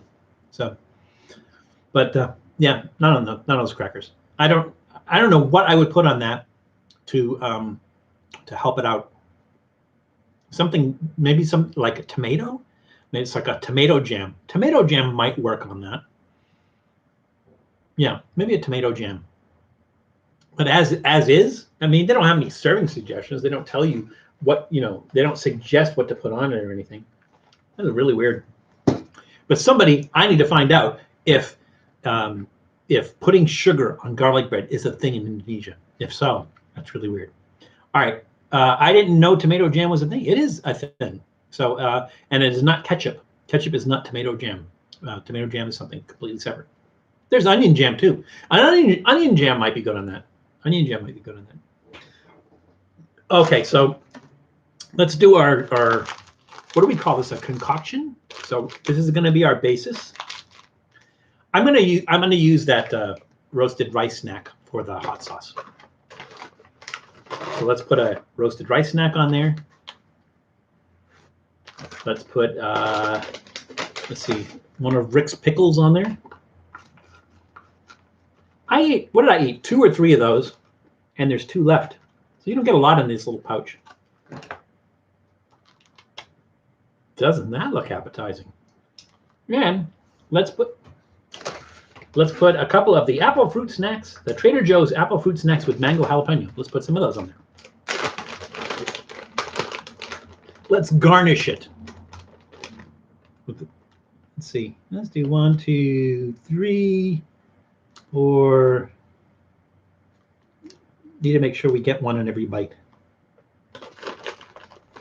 And yes, we do have to promise to finish this. There we go. Somebody take a screenshot of this. Doesn't that look good? A piece of cheese might be good in there. Let's try this. Here we go.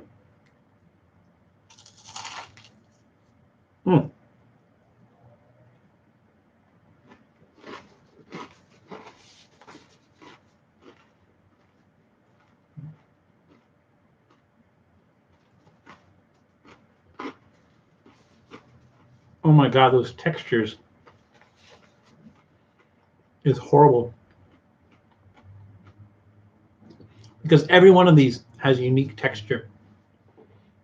There's the chewiness of the kind of gummy fruit snacks. There's that crispiness of the garlic bread, the crunchiness of the roasted rice, and the limp pickle taste. I mean, limp pickle texture of these. Now, oddly enough, the fruit snacks seem to have the strongest flavor. So that flavor seems to overpower everything else.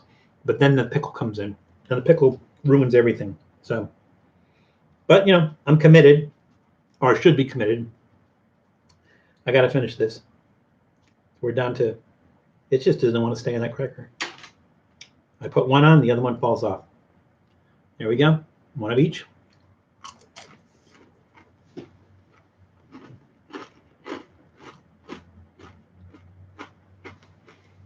It does make me appreciate this though. These roasted rice snacks. I like those. But I'll tell you what. Let me do a rating on what we've had so far. So, as far as our snacks go, we had our J1 roasted rice snack. We had our apple fruit snacks, the mango jalapeno fruit snacks. We had Rick's pickles, spicy sriracha pickle spears, and we had our Kokola garlic bread crackers. So. Number 1, I'm going to rank the, oddly enough, the roasted rice snacks.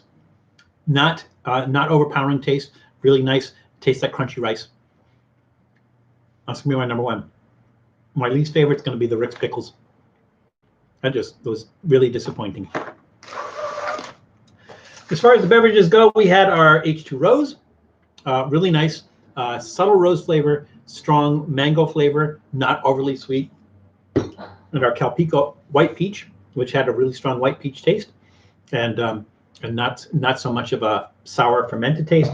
And we had our Sioux City prickly pear. It tasted like Jolly Rancher. So I'm going to rate these. I'm going to say that I'm going to rate the Calpico number 1. I like the Calpico white peach best, and then last, the Sioux City prickly pear, because again, Jolly Rancher, right? What is a vegetable I don't like? Well, I was going to say peas, but I would have, it's with a caveat. So I don't like frozen peas or peas out of a can. I like fresh peas. I like mushy peas that they serve with British food. But peas out of a can or frozen peas, not a big fan. Also, not a big fan of carrots. I don't mind when uses carrot to flavor stuff, and I love the carrot greens, really good.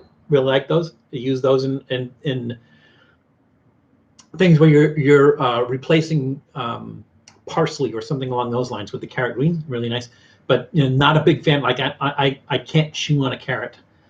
Just not like not crazy about it. It's not I'll eat them. So it's not like a hate of those things. Just not crazy about them. So yeah, let's say can of frozen peas and carrots are the two. Peas and carrots. That's funny. Our P's and C's. Peas and carrots. Yeah, those are like not my favorites. But I can't think of anything else I don't like. I know a lot of people don't like Brussels sprouts, but I love Brussels sprouts. Grilled. I love grilled Brussels sprouts. I even like Brussels sprouts on pizza. It's really good on pizza. I like Brussels sprouts. I don't like boiled cabbage so much, but if you're making like pigs in a blanket or oh crap, what is that? I guess it's stuffed cabbage. You can get at deli. That's really good. But like in a soup, not really a big fan of cabbage in a soup. I do fight to the finish when I eat my spinach. Do like spinach. I don't like creamed spinach. I like fresh spinach. I even use it, like sometimes I'll use it in soup. So I'll take fresh spinach leaves and then just put them in the soup at the end so that they don't get too wilty. I mean, too mushy and everything. I like spinach. Brussels sprouts sauteed with bacon or pancetta is delicious. Yeah, I'm on that page, Stoner. I know exactly what you're talking about, and I agree with you 110%. 10% is just extra. All right, let's go back to our card. So let's see. Let's go back up, and the question was, in which century was tea first brought to Europe? And the answers were A, 15th, B, 17th, or C, 9th. Janice said 15th century, Tom said 9th century, and the Cassandra said 15th century. And the correct answer is A, B, 17th century. So that seems kind of late. It really seems kind of late because I know tea came from Asia and worked its way back. But I'm trying to remember where like Marco Polo would have been going back and forth between Asia and Europe, maybe in the 1400s, which is the 15th century. So yeah, it makes sense. Makes perfect sense. Add honey and goat's cheese and craisins, and it's really good. Are we talking about Are we talking about Brussels sprouts? Add honey and goat's cheese and craisin. But you say craisins, you're talking about the cranberry raisins, right? Or the dried cranberries. Yeah, I mean, sure, that sounds good. But like I said, I just like them like just grilled by themselves. With the other stuff, it would be really good, but I like them by itself. So yep, the Brussels sprouts.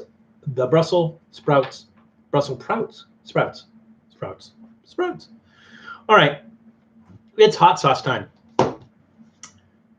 In the words of Indiana Jones, I got a bad feeling about this. Or was that Han Solo? I can't remember. But let's just grab one at random, I guess. Well, let's see it. Let's see if they list flavors on it. If they list flavors on it, we'll try to be a little bit creative. It just says Beyond Hot. That's all it says. It doesn't. I mean, there's tiny writing. I don't feel like reading it. Wait. Should we? Why not? What the hell? What do we got to lose except our taste buds and the contents of our intestines?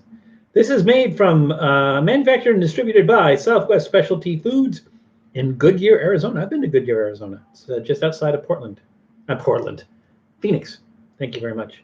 The world's hottest hot sauce, Beyond Hot. Oh, this is habanero. Habanero hot sauce from home. Okay, so we know this is habanero.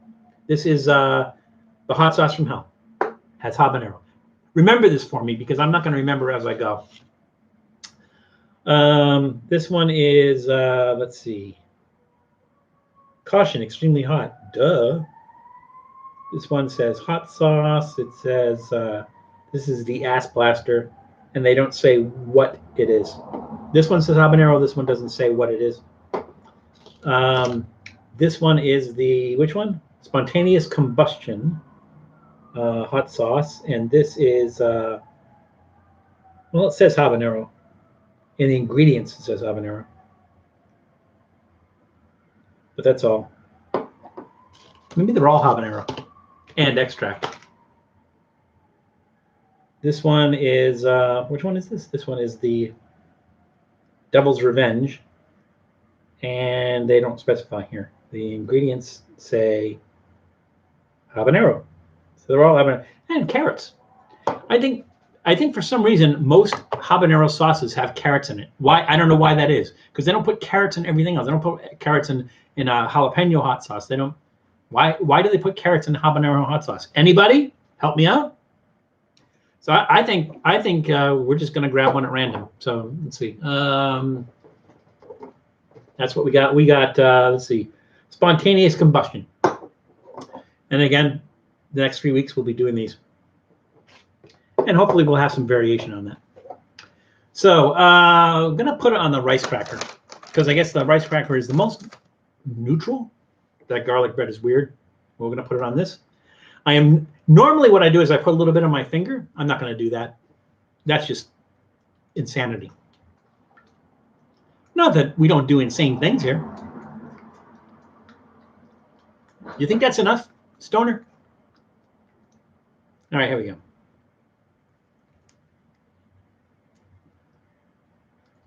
Oh, good, we can't open it. Again, thank you very much to Janice for this. I don't know if it was a kind gesture or she wants to watch me suffer.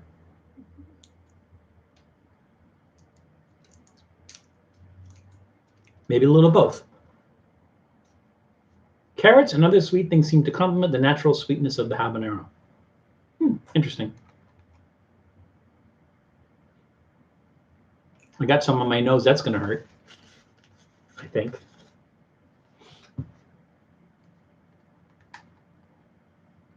Both is correct. Well, thank you, Janice, for your honesty.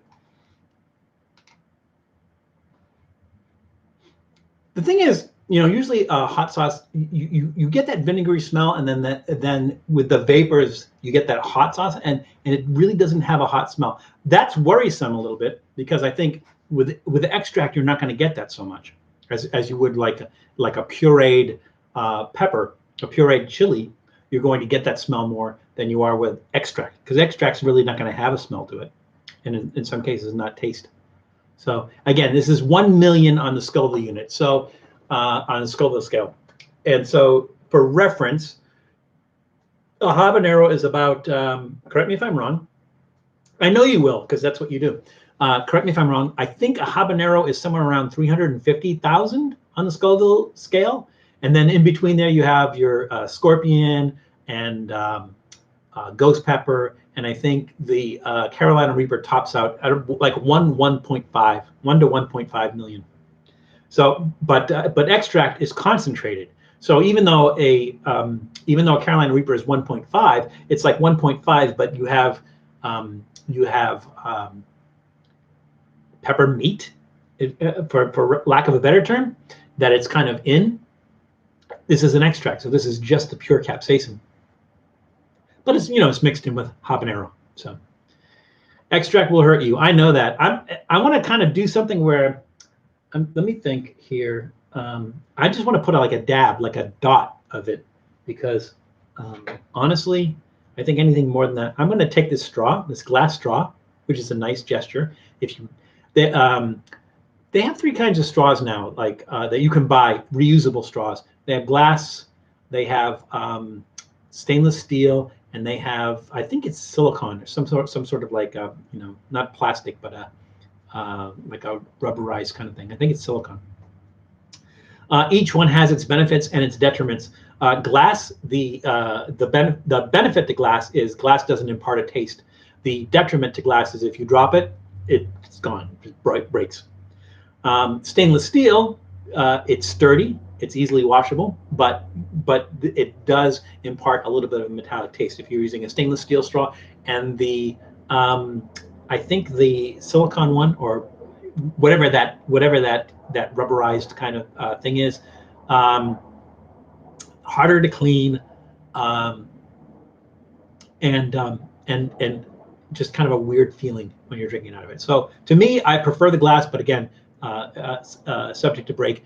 And the thing is like I've talked to somebody about glass straws before, and they go like, "What's the difference?" So you save a cup, so you don't get a straw on a turtle's nose or something like that, or you don't have a dolphin swallowing a straw. What's the big deal? Honestly, every little bit. Like the thing is just because it might be a minuscule effect. Why not do it if it's going to be helpful, right? If everybody does the same thing, it's not minuscule anymore. It has a broader effect. So why not, right? I mean, yeah, you got to do a little bit more work because you got to wash it out afterwards. You got to do a little bit more, but environmentally, it's better. So I'm not gonna force anybody to do that, but I'm just saying, if you're so inclined, anything that you can do, even no matter how tiny, to improve the environment, to help the environment, thumbs up on that. So that's just me. I can handle the extract heat, but it tears up my stomach. Yeah, well, me too, somewhat. But I'm not even the extract. Carolina Reaper. I had a really bad experience with Carolina Reaper. Not even the raw one. I mean, the fresh one, because the fresh one, I just put it in my mouth, chewed it, and then spit it out. It's the Reaper balls that I had at Salvador Molly's that had like Reaper paste or Reaper mash in it. It just did me in. Really, I mean, like 4 hours of extreme abdominal pain. It was terrible. It was horrible. Blah. Ah. Habanero chilies are very hot. Rated. Yeah. 350,000. What did I say? I say 35,000 or 750,000. I think. Yeah. That's right in the middle. 750,000. The funny thing is I've had habaneros and jalapenos where the jalapenos were hotter than the habaneros. It's kind of like shishito peppers. The shishito peppers. You can have a bowl of the roasted shishito peppers and be eating them like candy and go, oh, that's nice. Oh, that's nice. Oh, that's nice. Oh my God. And you just get one that's like, flame on. But I think that's the same with most chilies. It's like you can get like a mild habanero, or you can get a habanero that that's incendiary, and it's the same with the jalapeno and everything. So I'm more worried about the extract here than the habanero in here. Drink it through the straw. That would be a very short episode. We have 15 minutes left, but I would. Oh my God, I don't even want to think about that. If the straw melts, don't taste it. That is a good rule of thumb, Bob. I will keep that in mind. Some chilies are duds. Yeah, at the I think it was the LA County Fair, Orange County Fair. The Orange County Fair wasn't the one that me and Matt did, but it was a one previous, like 2014 or 13 or something around there. There was one place that was doing chocolate-covered jalapenos, and I took a bite of it expecting that heat, and it was like bell pepper hot. So jalapeno that was like bell pepper hot, and it's like wasn't seeded or anything. They didn't take seeds out of it. It was really weird. So yeah, sometimes you just get a really mild one, and then other ones you get a habanero a jalapeno that you just can't deal with. So all right, so we're gonna try this. I'm gonna just dab the straw in there. Just put a dab, just a drop of it. Before you can't talk from spicy pepper.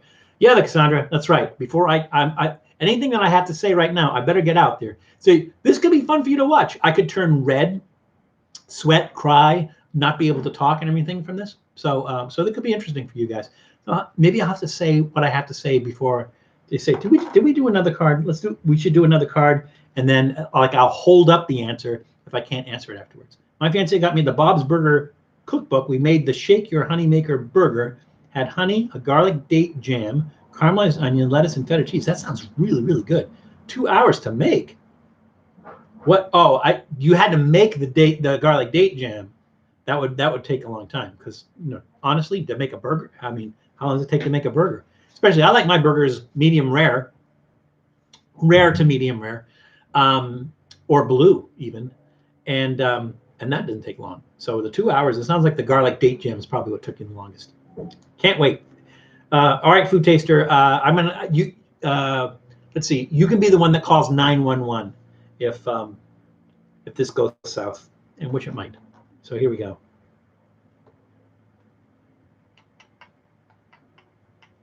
There's just like a dot of that. That should be enough, I think. That little dot. What do you guys think? Yeah? No? I did an extract before. I think it was one of my earliest Trippy food episodes. I think it was like episode 2 or 3. I did an extract, and I want to say it was 12 million. That was brutal. That was really brutal. I don't have a remedy here. I might try the Calpico. I might see if that helps. I don't think it will, but we'll try that as a remedy if we need to. That would be really good with smelt meat. This would be good with smelt meat. I don't know. Let's see. Here we go.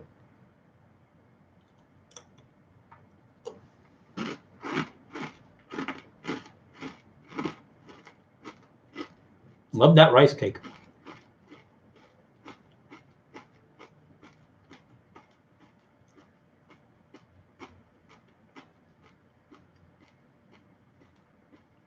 Maybe I didn't put enough on there. There's a burnt lump. No, there it goes. It had to fight its way through the rice cake. So my tongue is okay. My throat's burning a little bit. I'm going to try a little bit more. Just a little bit more. I think it'll be okay. Oh, wow. It's sneaky. It sneaks up on you. Here we go. Let's do just a little bit more.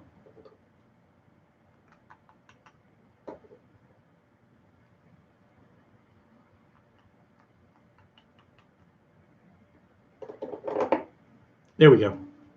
That's better. I know it doesn't look like more, but it is.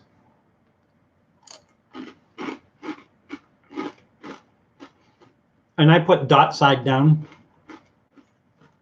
I flipped it in my mouth like a pelican.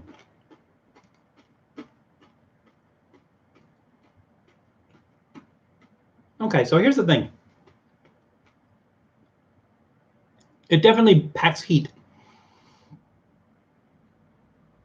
Not a lot of flavor. There's not much flavor to it at all. I would think that habanero would give it some flavor. It's all about heat. That's hot. No, the Cassandra, it's really, there's not much flavor. So basically it's like eating a hot rice snack, or a hot roasted rice snack. It's kind of weird.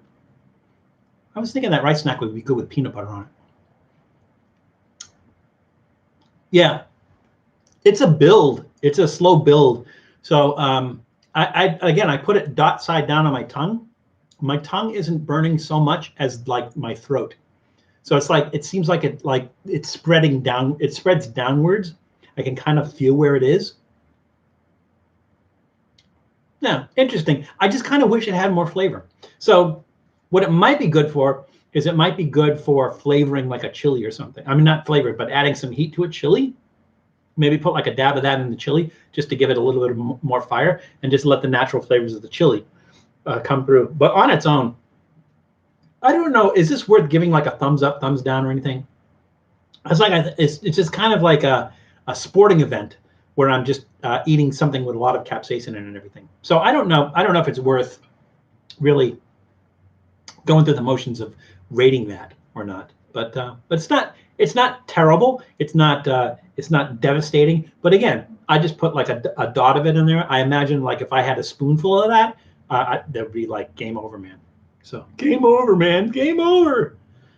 Yeah. Most extracts aren't very flavorful. You're absolutely right, because they're basically extracting the capsaicin out of the pepper, but you're not getting any of the flavor from it. And I think that's why they put habanero in there, so at least you get some sort of flavor. But so yeah, it's not. I had enough that it's burning my innards right now, but it's not like I don't feel like I have to get that out of my mouth. I think if I had like a substantial, like a teaspoonful of it, if I had more of it, it probably would have affected me like that. But not too bad now. So I don't feel like I have to like eat or drink something to get that out of my system. Did we do it? We didn't do a card. All right, screw it. That was something I wanted to talk about. Oh, so I did want to talk about COVID a little bit, because we are now like at a peak.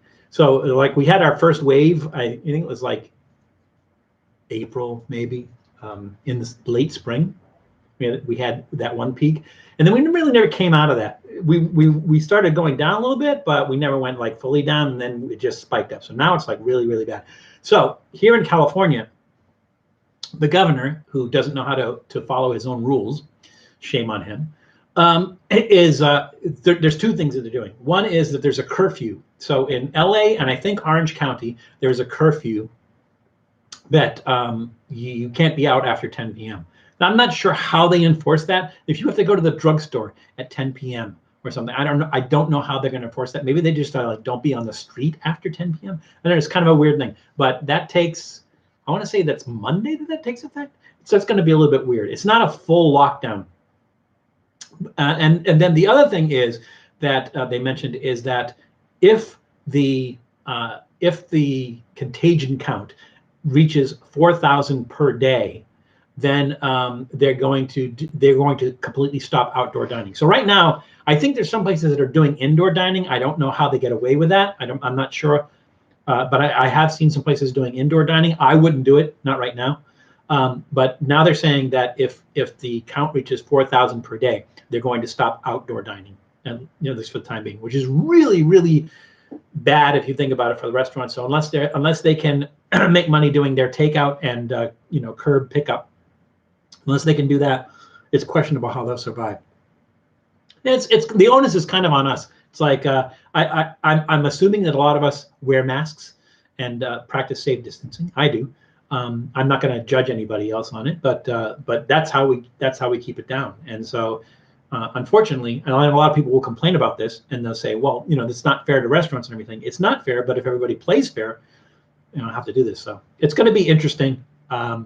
I don't know if anybody else has experienced the same thing. So the thing is, in Toronto, and Food Taster, you can back me up on this, or you can give me more details on this, because this is just what I read.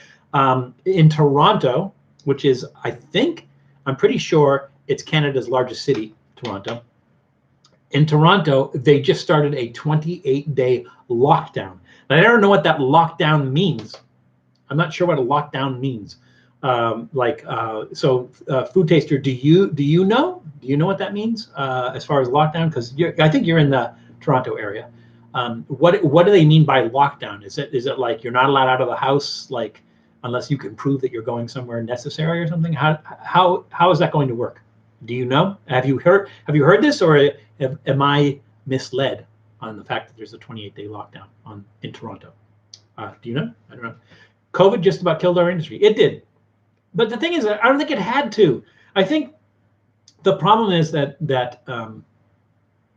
doctors and scientists were saying, practice safe distancing, wear masks, don't go to large events and stuff. And then you just had your group of people go like, either I don't care, I'm young enough that I won't get sick, COVID is a hoax, whatever it is. There's people who just totally disregarded it. So the thing is as careful as you can be, as careful as you are, it doesn't mean a thing if everybody else isn't careful, if people have disregard for it. To me, that's it's like a selfishness, right? It's kind of like, I don't want to be inconvenienced by wearing a mask. I don't want to be inconvenienced by not going to a nightclub. I don't want to be, or a gym. I don't want to be inconvenienced in any way. And so I'm not going to follow any of these guidelines, right? It's kind of a selfishness, right? So like somebody like me, when I'm out, I'm wearing a mask, right? And the mask does offer some protection for me, but it mostly offers protection for other people if I'm an asymptomatic carrier. And some people just don't see it that way. And some people are just like, he's not going to give it to me, so what do I care if I'm an asymptomatic carrier and I give it to somebody else? So it's kind of like it's kind of like when I end everything, when I end the live streams and when I end my Trippy Food episodes, and I say take care of yourselves and take care of others. It's kind of what I mean. But it just surprises me that you have to. I mean, you can't force people to do it, because they'll say it's against my rights. It's not against their rights. If you say like it's against my rights to have to wear a mask going into a grocery store or a restaurant or something, you don't complain that you can't go in the grocery store or that restaurant without a shirt or without shoes. You don't complain about that, but you complain because you have to wear a mask. Yeah, it's an inconvenience. Yeah, it's harder to breathe, but how long do we want to be dealing with this, right? And until there's a vaccine, and that could be like spring. I think is the earliest they're talking about now of a vaccine being available. So I don't want to get political about this, only because it's not a political issue. It's a health issue. It shouldn't be a political issue. If somebody makes it a political issue, that's wrong. It's not a political issue. It is a health issue. It's a public health issue, and it should be. So Calgary is not locked down yet. Oh yeah, that's right. You're in Calgary. Who's I thinking? We do have. Is it Lynn? Lynn is in the Toronto area, but didn't join us today. So surprised. Had to tell off family members who think COVID is a scam. So exciting. How dense can people be? Again, it's sort of like not. There's a kind of a variety of that. There's like you do have some people who are kind of naive, and so they would rather listen to somebody who looks directly into a partial solar eclipse, thinks windmills cause cancer, suggests injecting a disinfectant into your body. They would listen to medical advice from that person rather than a doctor or a scientist. And I don't know why they do that. I honestly don't know why they do it. In some cases, I think maybe it's an excuse, right? So somebody offers that up. Like, let's say somebody famous says, disregard COVID. You'll live. It's not going to hurt you. It's fine, right? If you're the kind of person that doesn't want to have to take precautions, and you're going to go like, it's fine. It's like if somebody tells you, like have unprotected sex. You're not going to get AIDS. You're not going to get a sexually transmitted disease. Don't worry about it, right? The thing is, if you're inclined to do that anyways, then you're just going to use that as an excuse. And you're like, oh, so-and-so said there's nothing to worry about, so I'm not going to worry about it. So there's a school of thought. I think maybe some people are like easily led. And the problem is you have somebody in power or somebody famous or somebody influential that says, don't do this. It doesn't do any good. People go, well, he must know what he's talking about. I'm just not going to do it. So that's kind of weird. I'm guessing Tiny Val is an anti-masker. Oh yeah, absolutely. That's why he's at least 6 feet away. Well, that's not an arm's reach away, but for him that's more than 6 feet. So I just have to worry about tiny little COVID particles if he's an asymmetric carrier. So I don't know. It's a tough thing, and you're right, Bob. This is yeah, I don't know how things will survive if they continue to do this. And again, Bob, what is going on in the Boston area for as far as COVID? I'm just talking about what I know to be in LA and Orange counties, and then what I heard about in Toronto. But I don't. Other cities are different, and I think a lot of it has to do with how well those states are managing their COVID precautions. So, like if Massachusetts is doing really well, and they're on the downward curve, maybe there's not as many restrictions there. But it's just too bad that we just kind of can't get our act together and just everybody just go like, you know what, maybe it won't help, but you know what, I'll give it a shot. If I'm just, it's a little bit of inconvenience for me, but I'll give it a shot and see if it helps. Why can't we all do that? So we're not all keyed that way. It's just too bad. And again, I'm not going to judge people on that.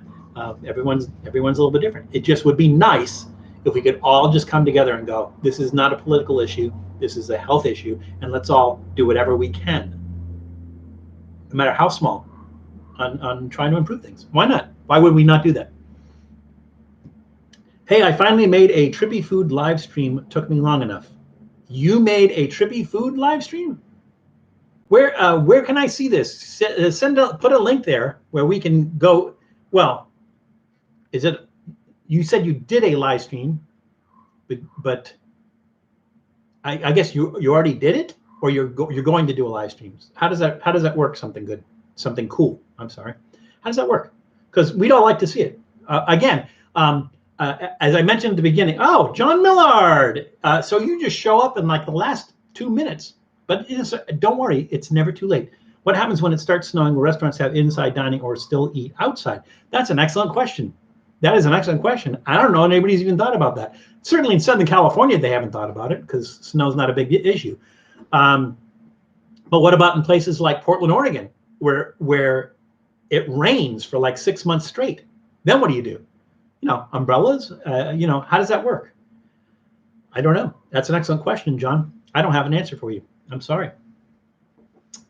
El Marijuano, yeah, it's okay. We have a minute left, but so it's not like you're leaving early or anything. But thank you for joining us today. Thank you for making Trippy food a part of your afternoon. I got to see one live finally. Oh, okay, I get it. I'm sorry. I thought you did a separate one or anything. But welcome. How long have you been here? Something cool. Have you been watching the whole thing and you're just like adding this in the end, or did you just kind of come in at the end of it? Which one? So no, we're here for you. The cool thing is that you can always watch it afterwards. You can always watch, because these are always recorded, so you can always watch it afterwards if you don't get to come to the live stream.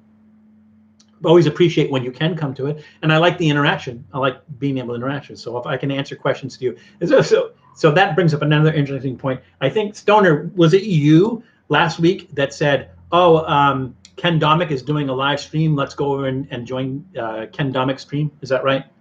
Are you still there, Stoner? Yeah, you are still there. Oh, but you're saying have a good weekend, everyone. So it sounds like you're leaving. I mean, you got a couple more minutes. I mean, I don't have a couple more. We don't have. There's no timer. So I just wanted to kind of talk about that for a second. Saw that you were live, joined a few minutes ago. Seems like I missed all the food. Maybe next time. Well, again, but you can watch the replay. I mean, the recording of it. So you didn't miss too much. Something cool. Just always watch it back. It's just that we missed the interaction, and hopefully we'll do this again next week. Thanksgiving's coming up. It will be the week. It will be a few days after Thanksgiving. Hopefully we'll join you then. What was it? I just asked you something because you're asking me question mark and I can't remember. So that's okay. Was there something else? Maybe there was something else. Maybe we'll have to wait till the next time. That's okay. So we're at 3 o'clock. Interesting choice of snacks and beverages today. I'll try to keep it interesting for you guys. Again, if you weren't here at the beginning, we did today hit 4,000 subscribers, and thank you all, every one of you. Thank you so much. You contributed to that. I know that there were people like Rob Switch who sent out a tweet and said, "Hey, everybody, follow Trippy or subscribe to Trippy Food and everything." And so I directly appreciate everything that you guys do to help build this channel, and hopefully we'll do more. And again, if you have a channel, let me know, and let's do some work together. And we're at 4,000. Maybe not like a huge amount, but if I can help you, I would love to do that. I would love to help you guys out and help build your channels as well. And maybe we'll get you to 4,000, probably sooner than me. So we are at 3:01. I can see by the clock that's not on the wall. It's time to go. But I want to thank everybody again. Remember that in the U.S. anyways, this Thursday coming was Thanksgiving. We will have a Thanksgiving episode, but we will not be live on Thanksgiving. We will be live on the Saturday afterwards. So everybody in the U.S. have a safe, happy, friendly, warm, even if you're by yourself, just have a safe and happy Thanksgiving. And we will see you on the flip side on Saturday. So as I say every time, please, please, please be careful out there because it's crazy. Take care of yourselves. Definitely take care of other people. And we'll see you soon. Thanks, everybody.